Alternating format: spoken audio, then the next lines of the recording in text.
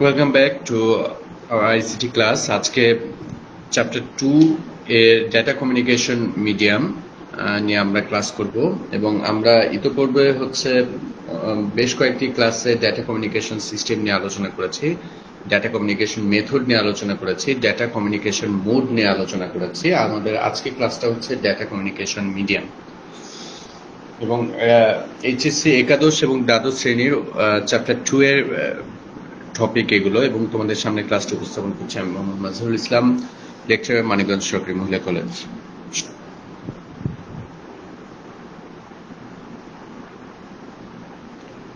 আজকে ক্লাসটি থেকে আমরা যেগুলো বলতে পারবো, বিভিন্ন ধরনের কেবল নিয়ে কথা বলতে পারবো, ওয়্যারলেস কমিউনিকেশন সিস্টেম নিয়ে কথা বলতে পারবো। আমরা সরাসরি ক্লাসে ঢুকে যাই। ডেটা কমিউনিকেশন মাধ্যম, আমরা এর আগে ক্লাসগুলোতে দেখেছি যে তথ্যের ক্ষুদ্রতম অংশ বা ডেটা যখন একটি ইলেকট্রনিক ডিভাইস থেকে আরেকটি ইলেকট্রনিক ডিভাইসে ট্রান্সমিট হওয়ার সময় কিছু প্রিন্সিপাল ফলো করে এবং কিছু মেথড ফলো করেই কিন্তু ডেটা ট্রান্সমিট হয়, কখনো সিনক্রোনাস, কখনো অ্যাসিনক্রোনাস, কখনো আইসোক্রোনাস। এবং আমরা আরো জেনেছি যে ডেটা ট্রান্সমিশন যখন একটা ডিভাইস থেকে আরেকটি ডিভাইসে যায়, এটা যাওয়ার সময় কিন্তু অনেক ক্ষেত্রে সিমপ্লেক্স, হাফ ডুপ্লেক্স অথবা ফুল ডুপ্লেক্স মোডে কিন্তু একটা ডিভাইস থেকে আরেকটি ডিভাইসে যায়। এখন আজকের বিষয়টা হচ্ছে ডেটা কমিউনিকেশন মিডিয়াম বা মাধ্যম কোন মাধ্যমে যায়। খুব সহজে যদি বলি, আমার কাছে দুটো ইলেকট্রনিক ডিভাইস আছে, একটা ইলেকট্রনিক ডিভাইস থেকে আরেকটি ইলেকট্রনিক ডিভাইসে ডেটা ট্রান্সমিট বা প্রবাহিত হবে। এখন সেটি প্রবাহিত হওয়ার মাধ্যমটি কি? এটি কি কোনো পাইপের মাধ্যমে হবে, নাকি কোনো বস্তুর মাধ্যমে হবে, নাকি কোনো কিছু ছাড়াই হবে? ঠিক আছে, আমাদের কাছে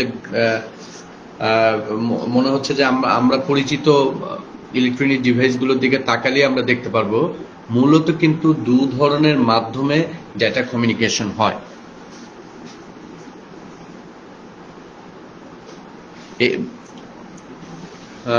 যদি মোটা দাগে বলি যে কখনো কখনো ডেটা ট্রান্সমিশন গুলো হয় তারের মাধ্যমে, যেটিকে আমরা বলি যে ওয়ার্ড বা কেবল কমিউনিকেশন। আবার কখনো কখনো কিন্তু তারবিহীন বা তার ছাড়াই কিন্তু ডেটা কমিউনিকেশন সম্ভব, আমরা জানি।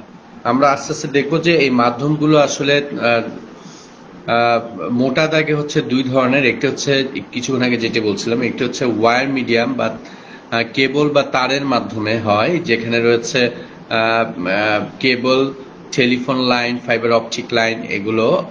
আবার কখনো কখনো এই ডেটা কমিউনিকেশন মিডিয়ামটা কিন্তু তারবিহীন বা ওয়্যারলেস, যেটাই বলি না কেন, এটার সাথে সম্পর্কিত হয়েছে বেতার তরঙ্গ, মাইক্রোওয়েভ, ইনফ্রারেড এগুলো। আমরা চলে যাই পরবর্তী ক্লাসে, যে পরবর্তী স্লাইডে ইনফ্যাক্ট। তাহলে তার মাধ্যম, যখন আমরা বলছি যে ওয়ার্ড মিডিয়ামে ডেটা কমিউনিকেশন হয়, সেক্ষেত্রে আছে কোন তার বা কোন কেবলগুলো আমরা ব্যবহার করি। একটি একটি করে কেবলগুলোর নামগুলো আমরা দেখব এবং আমার কাছে মনে হয় যে না, আমরা অনেক কেবলের সাথে বেশ পরিচিত। প্রথমেই যে বহুল ব্যবহৃত কেবল একটি আছে, সেটির নাম হচ্ছে কোএক্সিয়াল কেবল। তোমরা এখানে ছবিতে দেখতে পাচ্ছ একটি কোএক্সিয়াল কেবল এবং এর ভিতরের অংশগুলো দেয়া আছে। এখানে আমরা দেখছি একটা সেন্ট্রাল কন্ডাক্টর থাকে, একটা ডায়ালেকট্রিক থাকে, ফয়েল শিল্ড, কভার থাকে, ব্রেইডেড শিল্ড থাকে, আউটার জ্যাকেট থাকে। আমার মনে হয় এই তারটা তোমাদের অনেকের কাছেই পরিচিত মনে হওয়ার কথা। এবং তোমরা যারা বাসায় ডিশের মাধ্যমে, আমরা যারা টিভি দেখি, আমরা কিন্তু জানি যে এই যে ডিশ ব্যবহার করে যে আমরা টেলিভিশন দেখি, সেই ডিশের তারের জন্য কিন্তু এই তারটি বহুল প্রচলিত আমাদের দেশে, এবং এই তারটি কিন্তু সেই তার, এবং এই তারটির নাম হচ্ছে কোএক্সিয়াল কেবল। এবং কোএক্সিয়াল কেবল এটির মাধ্যমে কি হচ্ছে? এটির মাধ্যমে হচ্ছে যে ডেটা প্রবাহিত হয় অনেক সেফ মোডে। আমরা বিস্তারিত একটু পরে দিব, আপাতত নামগুলো দেখে আসি। এরপরে হচ্ছে টুইস্টেড পেয়ার কেবল। আমরা দেখতে পাচ্ছি যে এখানে যে কেবলটি আছে, যে আউটসাইডে ব্লু কালারের কেবল জ্যাকেট, এই কেবল জ্যাকেটের ভিতরে কিন্তু দেখো conductor insulator blue colour, orange colour, green colour and I think এটা হচ্ছে কি বলবো, এটা বাদামি কালার না, ব্রাউন কালার। অর্থাৎ দেখো প্রতিটি কালারে কিন্তু দুটি করে, 1 পেয়ার, 2 পেয়ার, 3 পেয়ার, 4 পেয়ার, এই থেকে কিন্তু এটির নাম এসেছে পেয়ার কেবল। অর্থাৎ 4 জোড়া কেবল কিন্তু আমার এখানে আছে এবং এগুলো হচ্ছে টুইস্টেড থাকে, একটার সাথে আরেকটা পেঁচিয়ে থাকে। দেখো যে একটা পর্যায়ে পেঁচিয়ে পেঁচিয়ে কিন্তু এই কেবল জ্যাকেটের ভিতরে ইনসার্ট করা হয়, যার জন্য এটির নাম হচ্ছে টুইস্টেড পেয়ার কেবল। আমার মনে হয় এই তারটিও তোমাদের অনেকের চোখে খুব পরিচিত মনে হচ্ছে, বিশেষ করে যারা বাসায় ইন্টারনেটের লাইনের মাধ্যমে বাসায় ইন্টারনেট ব্যবহার করো, তারা কিন্তু এই তারটি আমার মনে হয় অনেকেই চিনে থাকবে।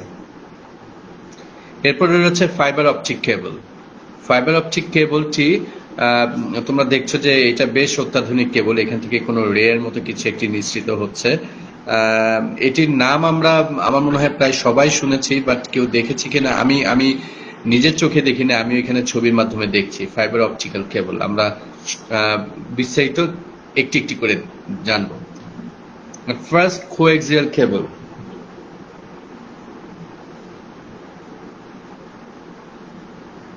আচ্ছা, কোএক্সিয়াল কেবলে দেখা যাচ্ছে যে আমরা জানি যে ডেটা প্রবাহ মাধ্যম হচ্ছে, ডেটা প্রবাহের হার হচ্ছে ব্যান্ডউইথ। কোএক্সিয়াল কেবলের মাধ্যমে ব্যান্ডউইথ হচ্ছে 200 Mbps, অর্থাৎ 200 মেগাবাইট পার সেকেন্ড পর্যন্ত ডেটা ট্রান্সমিট হতে পারে। আমরা কিছুক্ষণ আগেই যে কোএক্সিয়াল কেবলের যে ছবিটি দেখেছি, আমরা দেখেছি যে মেটাল যে ওয়্যার বা তার ছিল, সেটিকে কিন্তু অনেক ধরনের প্রোটেকশন ছিল।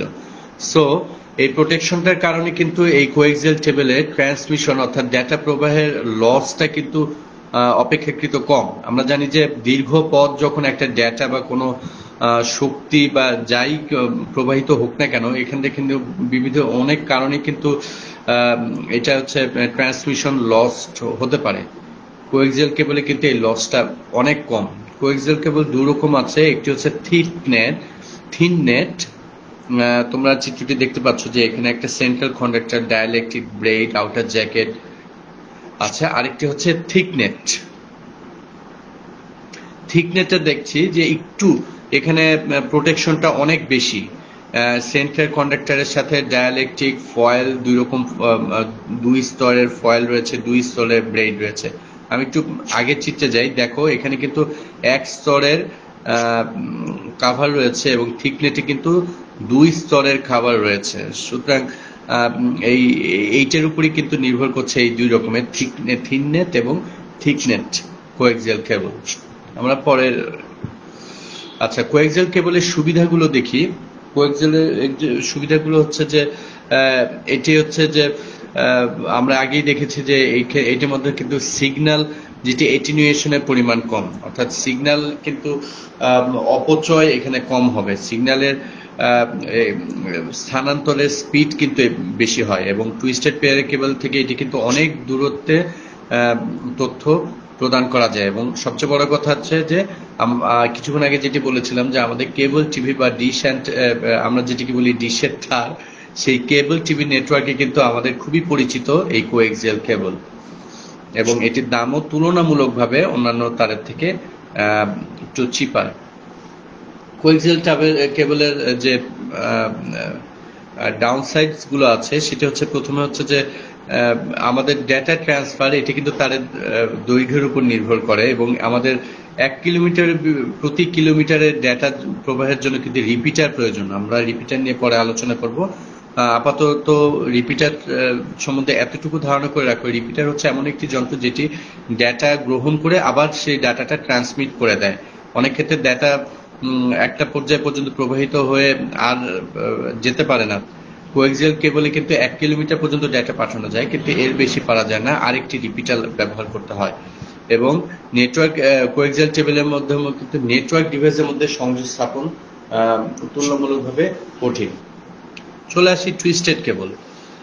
টুইস্টেড কেবলে হচ্ছে আমরা যদি একটু আগেই দেখেছি যে কোয়েক্সিয়াল কেবলে কিন্তু আমাদের শিল্ডিংটা অনেক বেশি ছিল, যার জন্য লসটা কম ছিল, কিন্তু টুইস্টেড পেয়ারের তুলনামূলকভাবে লসটা বেশি এবং ফ্রিকোয়েন্সি রেঞ্জ হচ্ছে 5 মেগাহার্টজ।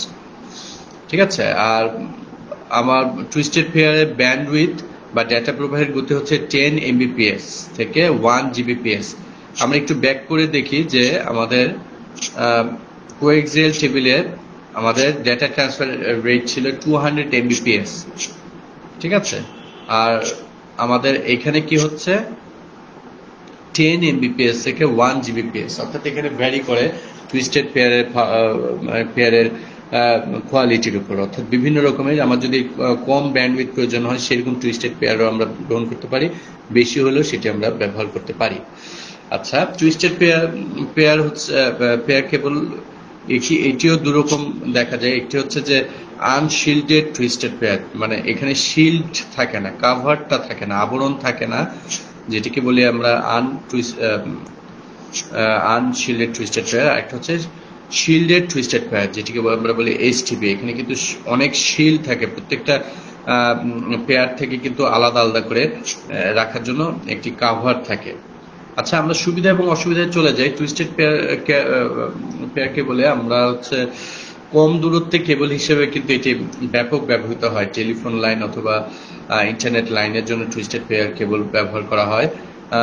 যেহেতু আমাদের শিল্ডের পরিমাণ অনেক তুলনামূলক কম লাগে, এই জন্য এটির দামেও একটু কমে চলে যায়, কমে পাওয়া যায়, এবং যেটি হচ্ছে যে এটি সহজে স্থাপন করা যায়। আর টুইস্টেড পেয়ার কেবলের অসুবিধাটা হচ্ছে যে এটা ডিলে টাইম অন্যান্য কেবলের থেকে বেশি, অর্থাৎ ডিলে টাইম বলতে হচ্ছে যে ডেটার রেসপন্স রেটটা তুলনামূলক একটু কম, এবং বেশি দূরত্বে ডেটা পাঠাতে হলে 2 কিলোমিটার পর পর রিপিটার ব্যবহার করতে হয়। অন দ্য আদার হ্যান্ড আমরা কিন্তু দেখেছিলাম যে কোএক্সিয়াল কেবলে কিন্তু 1 কিলোমিটার পর পর রিপিটার ইউজ করতে হচ্ছে, এবং ট্রান্সমিশন লসটা আমরা আগেই বলেছি যে টুইস্টেড পেয়ার কেবলের ট্রান্সমিশন লসটা বেশি।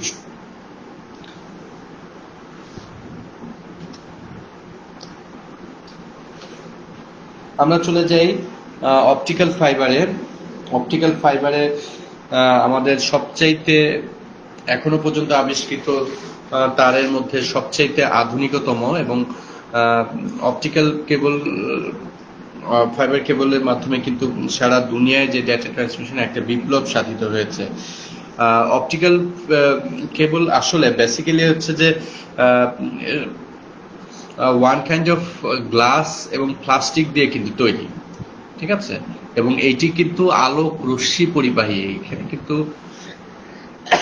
ডেটা প্রবাহিত হয় আলোক রশ্মির মাধ্যমে। আমরা জানি যে আলোর গতি আমাদের দৃশ্যমান যত বস্তু আছে বা শক্তি আছে, সবচেয়ে বেশি গতি কিন্তু আলোর গতি, এবং এই আলোর গতিতে ডেটা ট্রান্সমিশন হয়, অর্থাৎ আলো যেই গতিতে যাচ্ছে এখানে সেই গতিতে ডেটা ট্রান্সমিট হচ্ছে।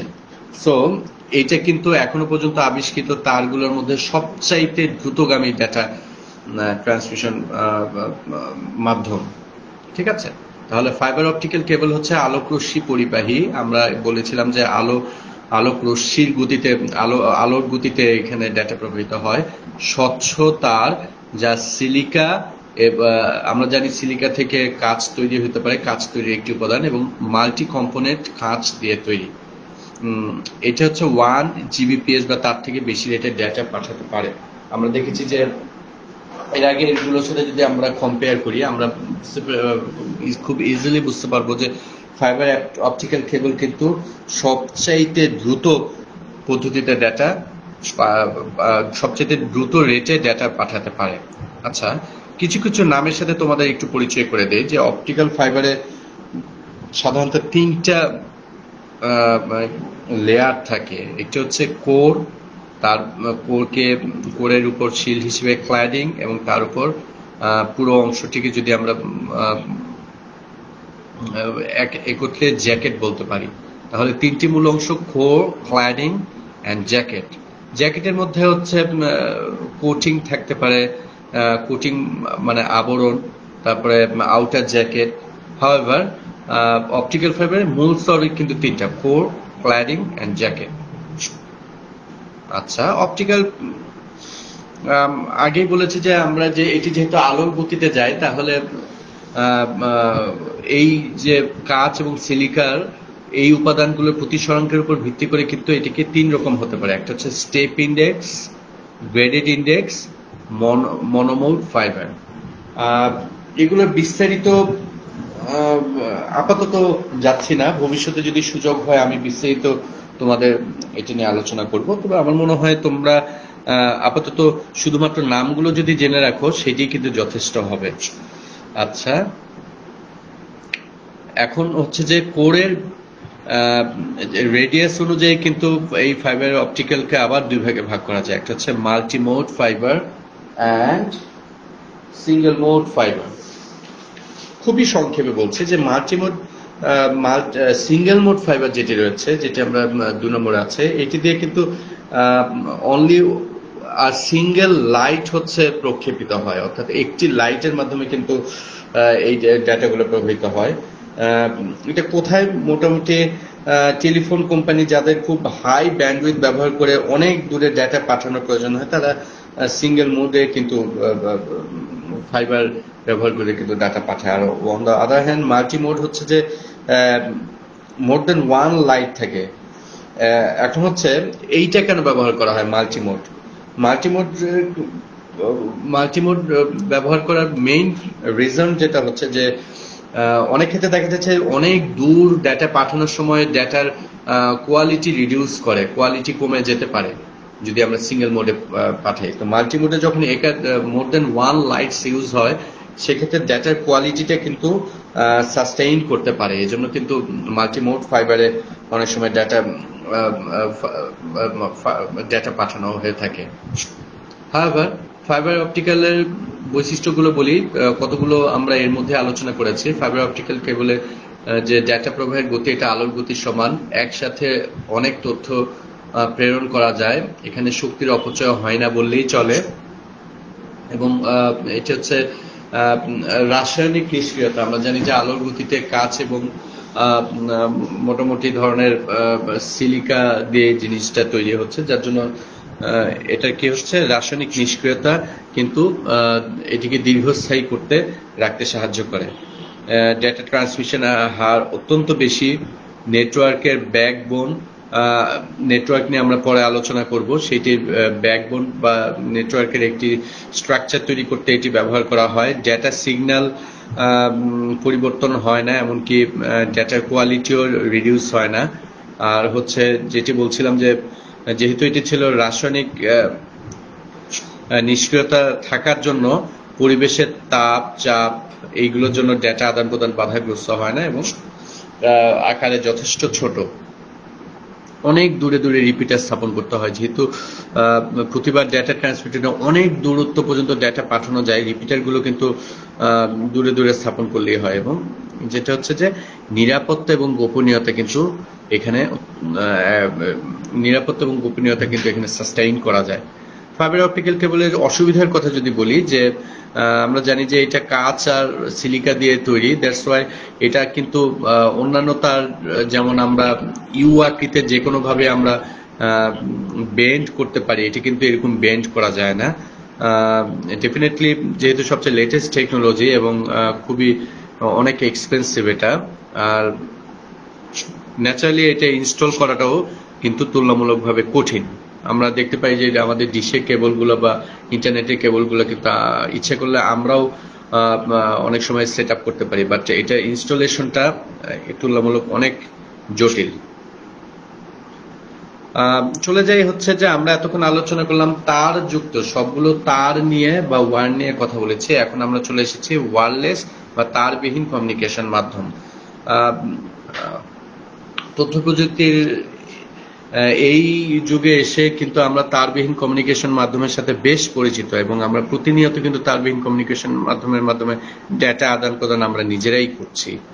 ঠিক আছে, ওয়্যারলেস কমিউনিকেশনের সিস্টেমের যে চিত্রটি তোমাদের সামনে এখন উপস্থাপন করা হচ্ছে, এটি দেখে কিন্তু তোমরা মোটামুটি অনেকেই অনুমান করতে পারছো যে আমরা যে লেফট সাইডে একটি টাওয়ার দেখানো হয়েছে এবং রাইট সাইডে বিভিন্ন ইলেকট্রনিক ডিভাইস দেওয়া হচ্ছে। এই ডিভাইসগুলো অনেক ক্ষেত্রে একে অপরের সাথে ডেটা কমিউনিকেশন রাখছে। আমাদের সেই সবচেয়ে পরিচিত মোবাইল ফোন, যেটি হচ্ছে কোনো তার ছাড়াই কিন্তু ভয়েস ডাটা, এমনকি SMS নামের যে রিটার্ন ডাটা, এগুলো কিন্তু আদান প্রদান করতে পারছে। আমাদের ল্যাপটপ কিন্তু ওয়্যারলেস ভাবেই ইন্টারনেট ব্রাউজ করতে পারছে। এখনকার অনেক প্রিন্টারও কিন্তু ওয়্যারলেস অর্থাৎ তার ছাড়াই কিন্তু প্রিন্ট করতে পারছে। অনেকে তোমরা গেমস খেলার সময় ওয়্যারলেস এটাকে জয়স্টিক ব্যবহার করতে পারছো, এটসেট্রা এটসেট্রা। আচ্ছা, আসো আমরা দেখি যে ওয়্যারলেস কমিউনিকেশনের মাধ্যমগুলো কি, মাধ্যমটা কি। প্রথমে হচ্ছে যে মাধ্যম হচ্ছে রেডিও ওয়েভ। রেডিও ওয়েভটা কি?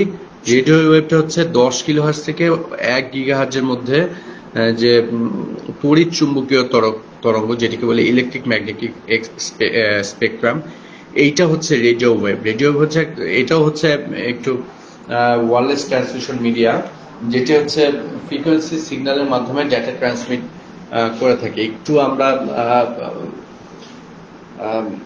বেশ কিছুদিন আগে থেকে বা অনেক আগে থেকে কিন্তু রেডিও কমিউনিকেশন ওয়েভের মাধ্যমে কিন্তু ডেটা ট্রান্সমিশনটা বেশ জনপ্রিয় ছিল। এরপরে মাইক্রোওয়েভ। মাইক্রোওয়েভ হচ্ছে হাই ফ্রিকোয়েন্সি রেডিও ওয়েভ, অর্থাৎ রেডিও ওয়েভের থেকে অনেক পাওয়ারফুল এবং আরো দূরপাল্লায়, অনেক দূরে দূরে যখন ডেটা ট্রান্সমিট করা হয় তখন কিন্তু মাইক্রোওয়েভ পদ্ধতিতেই কিন্তু ডেটা ট্রান্সমিট গুলো করা হয়ে থাকে। আচ্ছা, টেরিস্টেরিয়াল মাইক্রোওয়েভ।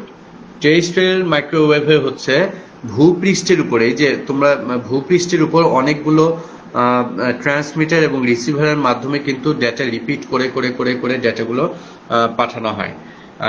তোমরা যে ছবিটি দেখতে পাচ্ছ, এই ছবিটি হচ্ছে পৃথিবী পৃষ্ঠের ছবি। তোমরা দেখো যে পৃথিবী পৃষ্ঠ বা আর্থে, যেহেতু পৃথিবীটা গোল, সেহেতু দেখা যাচ্ছে যে অনেক দূর পরপর অনেক উঁচু উঁচু কিছু টাওয়ার কিন্তু সেট করা থাকে এবং প্রতিটি টাওয়ারই কিন্তু একই সাথে ট্রান্সমিটার অ্যান্ড রিসিভার, অর্থাৎ ও একই সাথে ডেটা প্রদান করতে পারে এবং ডেটা গ্রহণ করতে পারে। সো যখন দেখো যে রাইট সাইডের এই টাওয়ার থেকে যখন সবচেয়ে লেফট সাইডে এই টাওয়ারে ডেটা ট্রান্সমিট করার প্রয়োজন হয়, তখন ও করে কি ডেটাটা এখান থেকে ট্রান্সমিট করে দেয় এবং এই যে সেকেন্ড যে টাওয়ারটা আছে ওই ডাটাটা রিসিভ করে এবং সে আবার এটাকে ট্রান্সমিট করে এবং এভাবে একটার পর একটা টাওয়ার রিসিভ এবং ট্রান্সমিটের মাধ্যমে কিন্তু এটা চলে আসে। এটি টেরিস্টেরিয়াল কেন? টেরিস্টেরিয়াল এই জন্য যে এটি ভূপৃষ্ঠে যে টাওয়ারগুলো আছে এই টাওয়ারগুলো ব্যবহার করে কিন্তু ডেটা ট্রান্সমিট করে। অন দ্য আদার হ্যান্ড আমরা জানি স্যাটেলাইট মাইক্রোওয়েভ। আচ্ছা, স্যাটেলাইট মাইক্রোওয়েভে কি হচ্ছে, একটু টেরিস্টেরিয়ালের ছবিতে ফিরে যায়। টেরিস্টেরিয়ালে এই যে আমাদের এই ট্রান্সমিটার এবং রিসিভার গুলো কোথায় ছিল? পৃথিবী পৃষ্ঠে। আর স্যাটেলাইটের ক্ষেত্রে যে আমাদের পৃথিবী থেকে পৃথিবীর কক্ষপথে কিন্তু এই স্যাটেলাইট গুলো স্থাপন করা রয়েছে। তোমরা জানো যে আমাদের খুবই গর্বের কথা যে 2019 কিন্তু বাংলাদেশ অত্যন্ত সফলভাবে বঙ্গবন্ধু স্যাটেলাইট কিন্তু উৎক্ষেপণ করতে পেরেছে এবং বঙ্গবন্ধু স্যাটেলাইট কিন্তু একদম আমাদের নিজেদের স্যাটেলাইট এবং এই স্যাটেলাইটটি কিন্তু বাংলাদেশের যে কক্ষপথ একটি সেই কক্ষপথে কিন্তু অবস্থান করছে এবং এই স্যাটেলাইটের মাধ্যমে কিন্তু আমরা এখন হরহামেশা ডেটা ট্রান্সমিট করতে পারছি।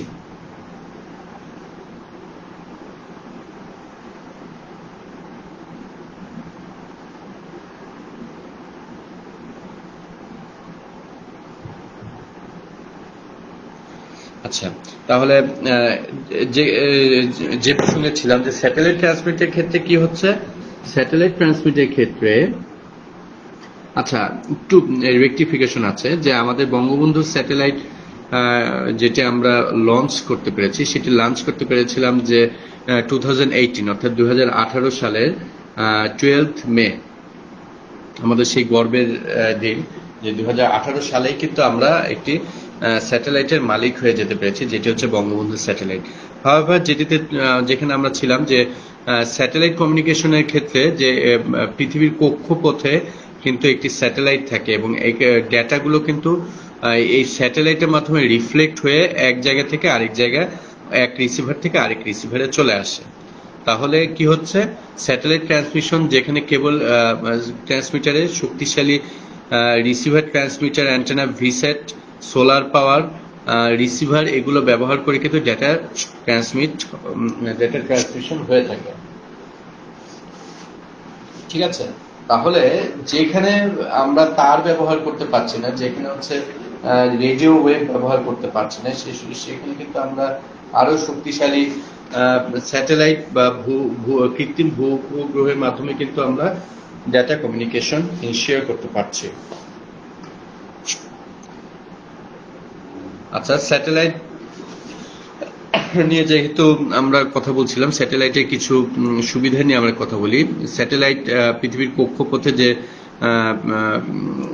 ভূ উপগ্রহগুলো রয়েছে সেগুলোকে কাজে লাগিয়ে কিন্তু সেগুলো থেকে ক্যামেরা বা অন্যান্য যন্ত্রের মাধ্যমে কিন্তু আমরা জলবায়ু, আবহাওয়া এগুলো পর্যবেক্ষণ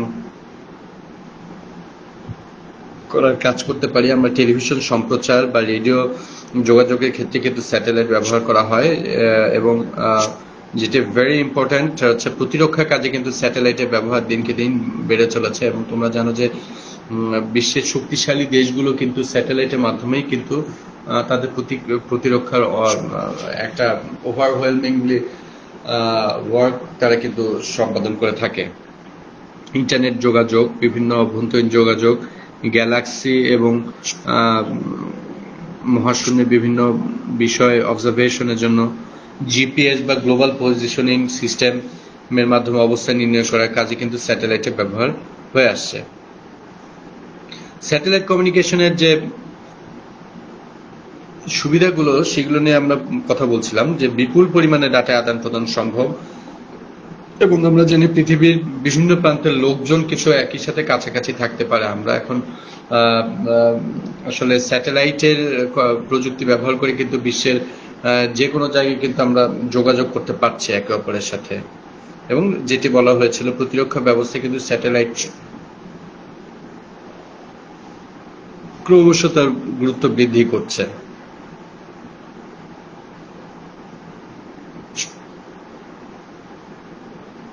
আচ্ছা, স্যাটেলাইট কমিউনিকেশন সিস্টেমের অসুবিধাটা নিয়ে কিছু বলি, যে এটি কিন্তু ম্যানেজমেন্টটা কিন্তু অনেক এক্সপেন্সিভ, যেহেতু পৃথিবীর কক্ষপথে চলে এসেছে এবং একবার কোনো স্যাটেলাইট চলে গেলে সেই স্যাটেলাইটটি কিন্তু পৃথিবীতে ফিরিয়ে এনে আবার রিউজ করার মতো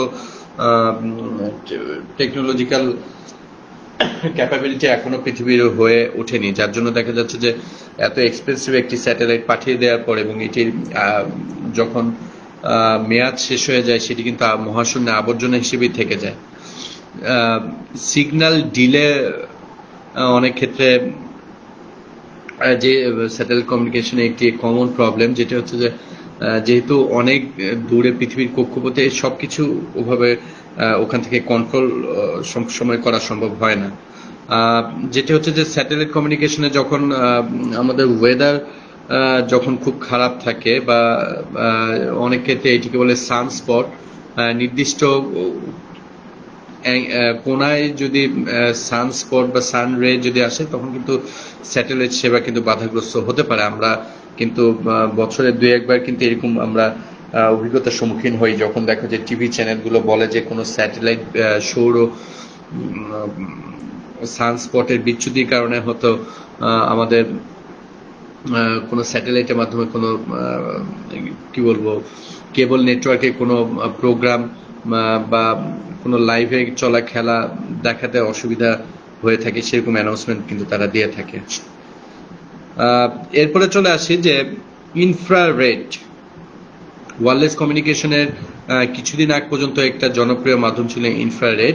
ইনফ্রারেডের হচ্ছে যে এক ধরনের ইলেকট্রোম্যাগনেটিক ওয়েভ, খুবই কাছাকাছি ডিভাইসের মধ্যে কিন্তু তারবিহীনভাবে এক ডিভাইস থেকে আরেক ডিভাইসের ডেটা ট্রান্সফার করা সম্ভব ছিল। আমার যতদূর মনে পড়ে যে 2000 থেকে 2010 পর্যন্ত ওই সময়টা কিন্তু ইনফ্রারেড বেশ জনপ্রিয় ছিল ডেটা ট্রান্সমিশন মিডিয়াম হিসেবে। আচ্ছা, এবং যেটা হচ্ছে যে ইনফ্রারেডের পর কিন্তু এখন মোটামুটি চলে এসেছে যেটা হচ্ছে ওয়াইফাই প্রযুক্তি।